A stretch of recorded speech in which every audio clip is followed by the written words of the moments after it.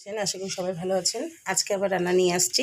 এখানে আমি আলু শাক ধুয়ে বেছে নিয়েছি, এখন এটাকে আমি কেটে নেব। আচ্ছা,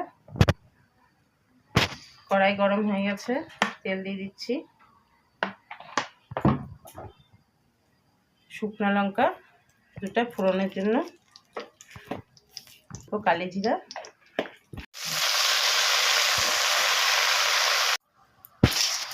হলুদ দিয়ে কিছু সময় আমি ঢেকে দিচ্ছি। নিয়ে নিয়েছি আর এখানে আদা নিয়ে নিয়েছি, এটা এখন ভালো করে আমি বেটে নিচ্ছি।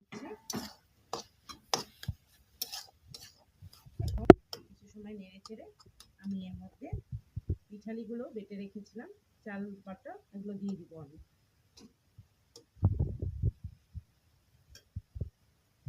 এটা আমি নামিয়ে নেব। আলু শাক করেছি পিঠালি দিয়ে, আপনারাও একবার এইভাবে বানিয়ে খেয়ে দেখবেন, খেতে খুব ভালো লাগবে। ভালো লাগলে একটা লাইক অবশ্যই করবেন।